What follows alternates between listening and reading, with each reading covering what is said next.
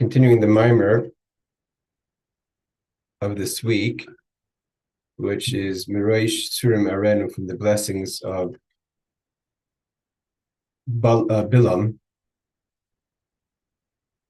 So we're talking about the idea of that Merosh Tzurim, that we have to Eranu, you have to pay attention and look to where a person's rooted in. A person has themselves connect to your roots. So even if you, let's say like the example we give, that Merosh Tzurim Eranu could be that typically Yisrael is in Zerampin, the way the Jewish people are within the Midos, but there means seemingly part of creation, which is the world was created in 6 days with the 6 main Midos, from Chesed through Yisod, and Yisrael is bizarre, but that's just the way it seems in this world. But the root, Merosh Tzurim, if you look, Eranu, you can see that they're rooted in the Rosh, which is Chochmah Binah, which is in the Sechel, and the Mailam in the Sechel, even above the Sechel. And the idea is basically that when a person realizes what your root is and where you're connected, that will affect how you are energized in your conviction, in your commitment to Torah mitzvahs. Notwithstanding, like the Rebbe is going to say, this is Maamar connected to your Beis Tamuz, notwithstanding, even if you need to do Mesirus Nefesh. The Rebbe continues, the idea is to bring the Merosh Tzurim also into your space of the world. To be gracious, the world was created. B'shvil Yisrael sh'nika gracious. It means the gracious is connected to the people that are called gracious, right? Gracious to Fuasa. Like I think it's next week's Haftorah. So in Pinchas. So the idea is that we have to, person has to be rooted in, the idea of the gracious is to bring it into the Olam. Because the world with the gracious was for the Yisrael that was connected, is called gracious. Meaning, the Rebbe explains, God wanted to have a dwelling place for himself in this world. The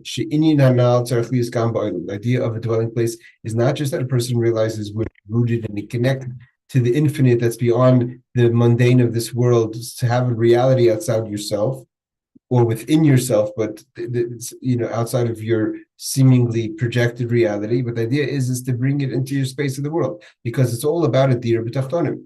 It's not that God has specifically a need to be within the Neshamas Yisrael, specifically in this world. It's that through the Neshamas Yisrael, God is revealed within this world. This is what the Medrash says, Merosh Tzurim Eranu Elo Aves. That when we look at the mountains, these are the forefathers. We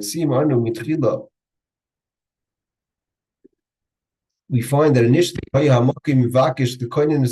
was looking to set up the world.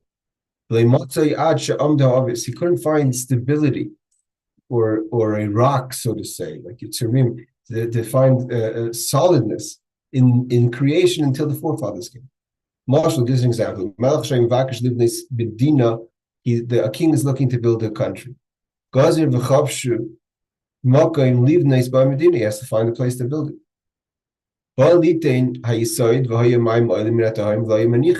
He kept on trying to put it in, but there was wetlands. The water would come up, and it wasn't solid.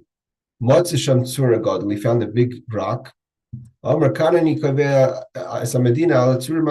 solidness of the rock, on the stability of the rock, is where I'm going to build this country. So too God was looking to find stability in the world. The wicked people were sinking the world. There was no solidness, because with the wicked people's behavior, it was sinking the reality of the world. When the forefathers came, that's the foundation of the world. It means when Avram Avinu came, and Yitzchak and Yaakov, the world was able to be built on the office. And they merited. And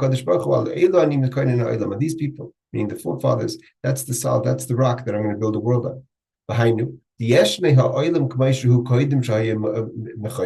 Means the world existed before Avram. I mean, Avram came after almost close to 2,000 years of the world creation, right? After Noah and after the flood. So right, it's many years later. So the world existed. Also, seemingly, the world continued. Came before Avram, was after Avram. The Rebbe says it's connected to the Maamar they spoke about, I think, on in a previous Maamar. In this bar, the Yeshna Kumaisha Olam Hu Mitzadatzme Kumaisha Yimachainen. There's the Mitzadatzme Koidim Shu Machainen. There's where the world before it was rooted or established in Avram, in the fathers. V'yeshna Inyan Mashmi Tais Vaydev Dasam Yisrael. And through Avram again, which is the beginning of the Jewish people, is what stability the Jewish people give to the world. The Hainu Kumaisha, the Kim Machainen and Sa'ilam, where God wanted it to be established. Although the world was created complete, and especially before the sin of the sin of the tree of knowledge. So that before the tree of knowledge, the world was solid. Even the way the world was before the sin of the tree of knowledge, it still wasn't solid. What's the proof? The proof was how fast they ate from the tree of knowledge within 3 hours. Means even though the world was perfect, Adam was perfect, Chava was perfect. Well, take a snake, take a tree of knowledge, and everything falls apart. That's not solid. That's not called mechoiner. Avram, Yitzchak, and Yaakov, who had Mesirus Nefesh for Yiddishkeit, for godliness, that's solid. So until Avram, Yitzchak, Yaakov came, the world existed. It wasn't stable. This only happened to the forefathers. The whole inyan, the oilam is umitzad chitzanis eratzim. The Rebbe says even more than that. It's not just that there was no one reliable. The whole existence of the world until the obvious was all from an external place. Chitzanis eratzim means is a setting. For instance, there's 2 ways you look at a house. You have a house the way the house is your home, a place that you could live. And then you have people who just like to build nice houses. But most people want to have a house that they should have a home. So the chitzain is, even if the house is a beautiful house and there's all the details, and a lot of things that matter to you. But these are all things to create the home, the place for you to be. So even though the home has a lot of details and a lot of attention, you put a lot of work and you work a lot to be able to buy the home. But that's all chitzain is, because what you really want in the home is this is your dwelling place. This is the place where I could live. It's not the carpets or the chandeliers or the comfortable bed. These are all byproducts to make the experience of your home, the place that you live in, to be a place. So the world also, until the obvious came, it was all chitzanis rasin. It was all external. There's details. Everything was going on. It was functioning. It was beautiful. The faucets worked. The toilet flushed. The drains were clear. The gas ran perfectly. The gas, everything was working perfectly. But that's all chitzanis rasin. That's external. Why did God want the world? What's it? It's like a house, another house that you own. He wanted a dwelling place, and he couldn't find a dwelling place for himself until the obvious came. Is brought down in the Rebbe Shabbos Maamar. By they are obvious. Only when the forefathers came, then God's inner desire for creation is revealed. Oh, the obvious. This is what I wanted from the world. This is how we create the Rebbe, a dwelling place for Hashem. Rashi, that Bereshis B'Shvil Yisrael Shnik Bereshis. What does it mean that the world was Bereshis for the Jewish people that are called God's first? That Kavanus HaBriya Hik B'Shvil Yisrael. What does it mean that the Kavan of the God's intentions for the Jewish people? The Primus Haratzit. Why did He create the world? The world is like the home with all the details. Ma'arav Masach Hashem, Magod Masach Hashem. All this is beautiful. This is all Chitzanis Haratzit. Why? But what motivated Him? What was Olav Machshava? What started the thinking process of the planning of the Chochmah and the Zirvatzein and all that to create a world? It's all chitzonius. So because they were really motivated by the previous, what was really internal to Him, that there should be the Jewish people in the world. God was looking to find stability to the world. What does it mean to find stability? It has to come. It's to reveal the depth. What's called Helam Atzmi. The Helam Atzmi means something that's so concealed. It's essentially concealed. Helam Atzmi literally means Helam, concealment. Atzmi is essential or deep or essence. So the something that's so deep, so personable that it's Helam Atzmi. It's essentially concealed of the infinite Ein Sof. That's revealed through the Bnei Yisrael in the world. God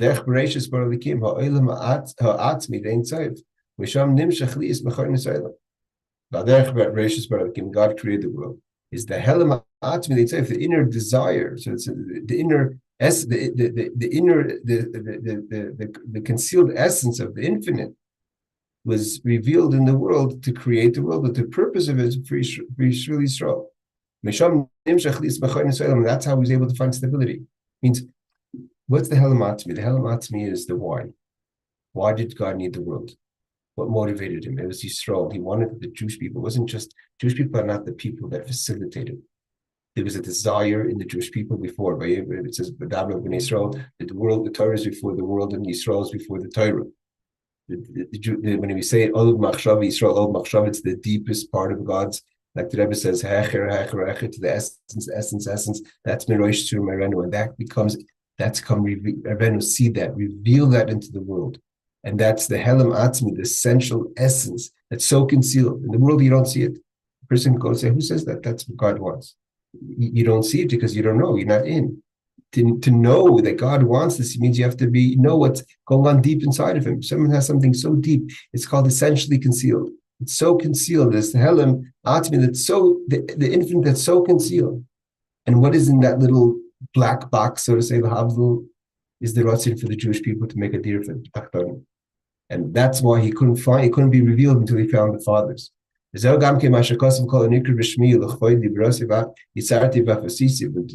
that refers to the four worlds, that to call whoever calls to my name to bring down. Nikra means to bring down. Koire, right? Koire, call towards someone. B'shmi, to bring down God's name. Echvaydi, for my honor, Berasiv, I created, Yitzartiv, I formed. Afasisiv, and I made, and the Af is referring to the world of Atzilus. Shekol zehu l'chvaydi Berasiv Yitzartiv Afasisiv, who B'dil avoseichen de tzadikayu, was all for the forefathers, the righteous. V'dimash medayik lemer kan Merosh Tzurim Eranu. Why do we refer to the fathers as a tzur? As a tzur really of stones is also a flintstone. That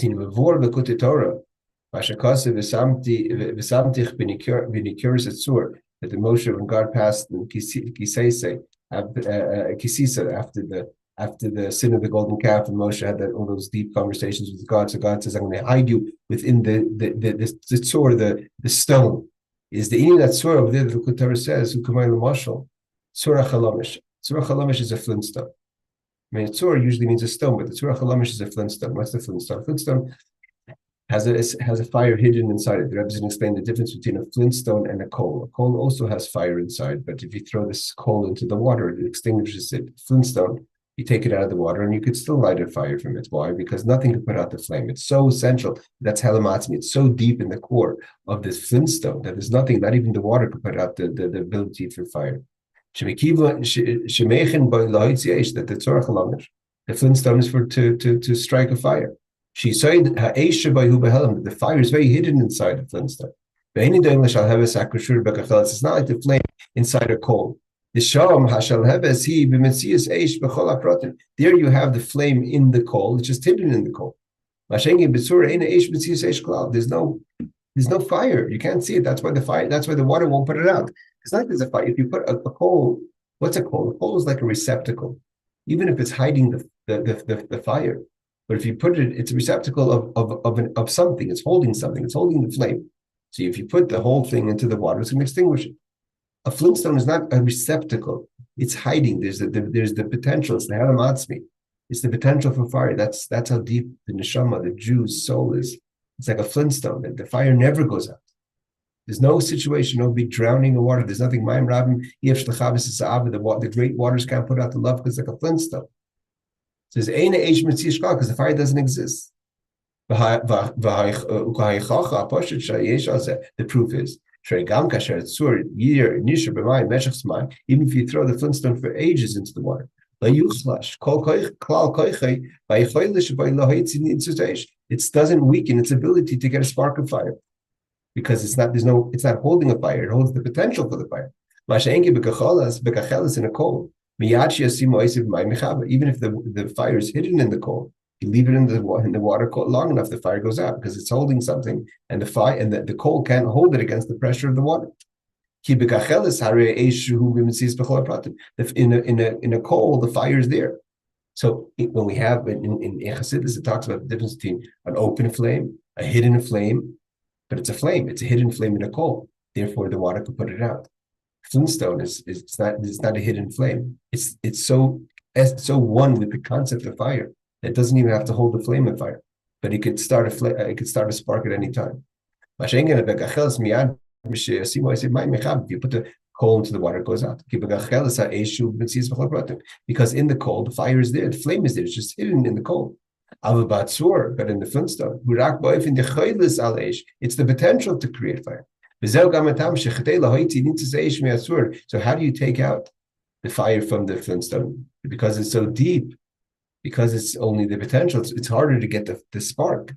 You have to hit it hard. But the flame, which is in the gachelis, in the coal, if it's not put in the water, I'm talking about in the regular scenario, that you could have a little wind, right? You fan the coals and the flame comes out. The flame will grow. As long as the coal is proper, then you just fan it and the coal and the flame comes out. The koach. This is the Rebbe compares the flame in the coal. The Rebbe says that's Chochmah the koach al seichel, for its ability for intellect. It's not the brain itself. Mesirus Nefesh, but who moved the lamb. You don't have the Chochmah is only the potential to have something. If you put seichel in the Chochmah, you're going to be able to have wisdom. Therefore, in order to get from the moach into the Chochmah, you have to bring it in. It's like the Flintstone. So that's much deeper than the revealed strengths of a person. Like the fire in the Flintstone is different than the flame in the coal. It almost doesn't exist, but it's essentially connected. Merosh Tzurim, that you have to know how deep a yid is. Throw a yid into the water, drown a Jew, watch him, put him in the washing machine. That's what Bilam is saying. There's nothing you could do. He's trying to curse the Jewish people and say that you want to put them out to throw them into the waters, throw them into the sea, drown them, kill them. That's not going to put out the flame. You're not going to stop the reality, because the Jews' connection is like the fire to the Flintstone. Joining the obvious, and that's why that's the forefathers, and that essence was given to us over from Avraham, Yitzchak, and Yaakov, specifically to Am Yisrael, to the Jewish people. And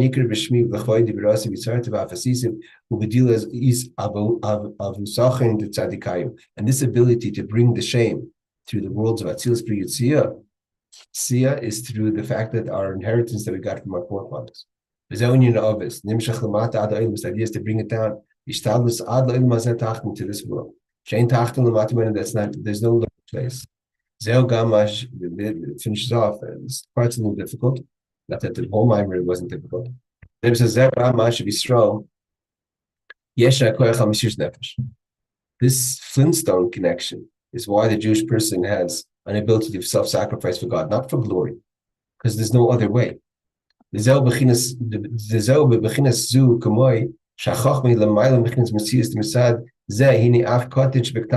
That's like the Chochmah that's not even in Metzius yet. Like we said, it's the Chochmah before it came even to it's the power before it even goes into the tool, so to say. It's the koach haseichel, and that's why there is even a kotin shebektanim, even a small child. After inlay asaga b'lekus, there's no godliness. I feel a bit dark. It's not even on any kind of level. Whether it's a child in age or a child in knowledge, was ready to give them their life for God. We find this in all times, in all scenarios. All Jewish people scenarios that continue this way. It never changes. The Mesirus Nefesh, because that's in essence. It's like the Flintstone. Throw the Flintstone, this world, that world, this time, 2027, 1945, 1938, and the Nazis, to go back 500 years, the Cossacks, the Romans, doesn't make a difference. It's a Flintstone, it's the same fire there. It's the essence. It's this essence that breaks through all the abilities of the person. That's when God wanted to find stability for the world. To reveal the real depth of the essence of what God had wanted with creation. He found that in the forefathers. That's why it says the blessing of Yitzchak was that God should give you. The Yitv Niachzvit, and God should give you and continue to give you. The Misham Nimshachim, because that we learned that we all know that the power of the brach of Yaakov Yitzchak goes very deep.